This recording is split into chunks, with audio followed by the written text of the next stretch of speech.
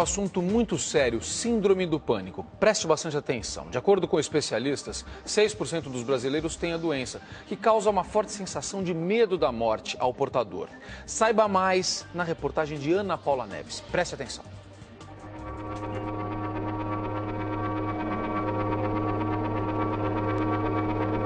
Um mundo ao qual você está habituado, de repente passa a ser assustador. Medo. Medo de morrer. Dá sensações no corpo que eu não desejo para ninguém. Você pode pôr a mão no meu coração, tá disparado, eu preciso estar apoiada em alguém até um certo momento. Eu enfrento e vou, já tô normal, tô indo bem. Tá, mas não me larga. Não me larga. Valéria tem a síndrome do pânico, um transtorno de ansiedade que traz aos doentes uma sensação imediata de morte. É horrível, olha, agora começou de novo. É horrível, e as pessoas não acreditam nisso, sabe? É difícil alguém chegar, síndrome do pânico. Síndrome do pânico é a falta de lavar roupa. Valéria não sai de casa sozinha há 6 meses, desde que teve uma crise de pânico no meio da rua. Estou me tratando, mas não é assim, né? Não é mágica, né? Tem que ser aos pouquinhos e vamos, já pode até largar. Soltamos as mãos e você está bem? Estou bem, tranquilo. Vamos voltar então agora? Vamos, mas não precisa. Tá. Se eu precisar, eu puxo. Então tá, tô do seu lado. Tá, tá bom. E não, tô bem. Não tô bem. Pegou de novo? É. Nossa senhora, eu não tô bem mesmo. Vamos parar um pouquinho? Você acha melhor? E o que me dá raiva é que eu começo a chorar. O transtorno de pânico ou a crise de pânico, elas dão um grupo de sintomas, né? Palpitações, né? Sudorese excessiva, tremores, uma sensação de morte, falta de ar. Tudo isso ocorre em torno de 15 a 30 minutos, né? E vai diminuindo. Quando essas pessoas chegam, geralmente no pronto-socorro, essa crise já diminuiu ou está em fase já de resolução. A tendência de quem já sofreu uma crise de pânico é a de nunca mais voltar ao lugar onde se sentiu mal. Pode ser um elevador, no restaurante, em meio a um aglomerado de pessoas, no chuveiro. O fato é que não é o local que desencadeia as crises, e sim disfunções cerebrais herdadas geneticamente. Estima-se que no mundo inteiro, 6% da população tenham a síndrome do pânico. Nós temos várias heranças genéticas dos nossos parentes, dos nossos ancestrais bem longínquos. E essa junção de vários genes fazem com que alguns dessas estruturas formadas por esses genes tenham uma disfunção. E essa disfunção desencadeia alterações emocionais, uma delas é o transtorno de pânico. E 3 vezes mais comuns nas mulheres do que nos homens. Existe um porquê? Não existe uma explicação de gênero, quer dizer, não se sabe exatamente por que ocorre mais nas mulheres do que nos homens. Em todo o país, há inúmeros psiquiatras habilitados para atender pessoas com síndrome do pânico de graça pelo Sistema Único de Saúde. Quem tem o transtorno deve procurar ajuda médica o quanto antes, ou as crises tendem a ficar muito piores. Foi depois de um dia comum de trabalho. Diego estava no metrô voltando para casa quando teve a primeira crise de pânico. Foram 6 meses de piora, com até 3 crises diárias. A recuperação só foi possível devido ao tratamento. Tomei uns 6 meses de remédio, mais ou menos, assim, de 4 a 5 comprimidos por dia, entendeu? Orientação do psicólogo e a medicação do psiquiatra. É fundamental.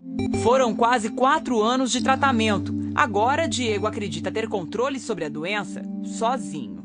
Quando você está tendo a crise, você tem a sensação da morte. Você fala, vou morrer, agora vai. Eu sentava e falava assim, vou morrer? Então tá bom, então vamos ver se eu vou morrer. E esperava. Não fazia mais nada, não pedia ajuda, não chorava, não ficava nervoso. Esperava para ver o que acontecia. 5 minutos passavam. Porque não ia morrer. A síndrome do pânico tem cura? A síndrome do pânico não tem cura. Ela tem um controle, ela deve ser tratada de forma persistente, na maioria das vezes com medicamentos e psicoterapia, e o controle ocorre, a vida da pessoa melhora muito, mas cura completa, dizer que a pessoa nunca vai ter mais uma crise, nós não podemos dizer. Diego sabe disso, evita aglomerações, saiu da empresa e passou a trabalhar em casa, se isolou um pouco. Eu fico muito ansioso, então eu sinto que está ali engatilhado, né? Já vem aquela sensação na boca do estômago, que toda pessoa que tem síndrome do pânico tem, naquele mal-estar na boca do estômago. Mas eu controlo, eu consigo controlar. Sozinho? Sozinho, Aqui. na cabeça. Valéria ainda está fragilizada e em tratamento, mas se agarra ao passado para retomar o controle sobre os sentimentos, o controle sobre a própria vida. Sou muito alegre, sou muito expansiva. Gosto Lógico que eu adoro. Lógico que eu tô em depressão, então isso poda um pouco, mas eu tiro sarro de todo mundo, eu sou muito alegre mesmo. E isso me faz falta, sabe, eu ser assim. Eu não sou mais a Valéria que eu era antes. Isso está me fazendo muita falta. Ela é silenciosa, ela chega de mansinho, a própria pessoa até perceber que ela tem algum sintoma, que ela está sofrendo. E para contar para os familiares, para os amigos, será que alguém entende? Será que elas são vítimas de preconceito? Geralmente sim, é o que a gente vai discutir agora aqui com a Márcia Dolores Rezende, que é psicóloga. Bem-vinda, bom dia. Bom dia. E com a Luciana Lourenço, que é consultora de vendas e tem síndrome do pânico, que está controlada, né, Luciana? Mas eu queria que você contasse a sua experiência, porque durante o intervalo a gente falava sobre isso, você falava sobre a dificuldade que é para você provar para as pessoas como se isso fosse necessário, mas enfim, é difícil porque a gente vive numa sociedade que você tem a doença. Como você percebeu e como você conseguiu se abrir e buscar ajuda? Oi, bom dia para todos. Realmente é complicado, até realmente de você ter um diagnóstico, né? Você começa com alguns sintomas, como você falou, silenciosos, alguns tremores, sensações de desmaio, e aquilo passa a ser para você uma mera queda de pressão, né? E você vai protelando, né? Quando me deu realmente a síndrome, a taquicardia, a sudorese, os tremores, tudo, foi como realmente eu estivesse morrendo. E foi aí que você percebeu que estava com a síndrome ou você também não sabia? Não, o primeiro diagnóstico foi estresse. Então, alguns meses eu tratei como estresse, né? Eu ia aos médicos, fazia todos os exames, né? E o diagnóstico era estresse. Luciana, você falou que você ia aos médicos. Que especialistas você procurou até ouvir esse diagnóstico correto de síndrome do pânico? O primeiro foi um clínico, após um cardiologista, depois um neurologista, né?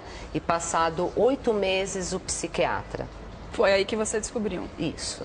E como que você chegou até o psiquiatra? Como você percebeu que você precisava ir até ele? Porque eu tinha todos os exames, não deu nenhuma alteração, né? E eu estava vendo que eu estava ficando confinada em casa. E que não era o estresse. Isso foi o pior momento para você? Foi o pior momento. Porque o objetivo, vamos colocar assim, da síndrome do pânico é confinar, né? Então você começa a interferir nas suas relações interpessoais, você começa a cortar amigos. Aliás, você tem uma passagem aqui que eu estava lendo na sua ficha, que você estava na Avenida Anchieta, aqui em São Paulo, né, uma via movimentada, você largou o carro, como é que foi isso? Isso, então, começou-se a crise, porque assim, tudo que dispunha de muito tempo, que eu sabia que ia demorar, eu sentia que ia me dar a crise. Um trajeto longo, uma viagem, você evitava fazer alguma coisa que te deixasse exposta? Coisas do dia a dia, que você não tinha o controle, olha, talvez eu tenha que ficar 1 hora aqui, vai me dar síndrome. Se me der a síndrome, quem vai me socorrer? Entendi. Eu tenho uma dúvida só, que você falou que quem tem a síndrome tem a tendência de ficar em casa, de ficar confinada. E no final da matéria que a gente viu antes do intervalo, aquela senhora falou que ela estava controlada da síndrome, mas ela estava com depressão. Eu queria saber qual é a relação entre síndrome do pânico e depressão.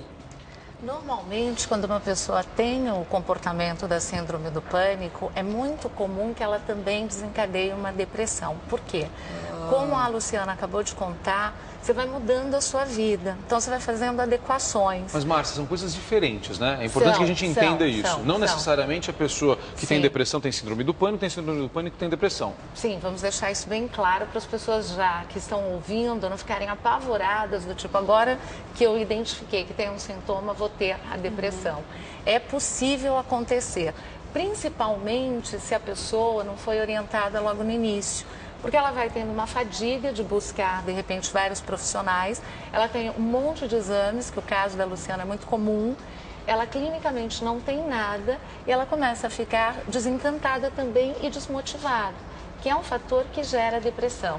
Agora, os sintomas da depressão, eles são diferentes dos sintomas da síndrome do pânico.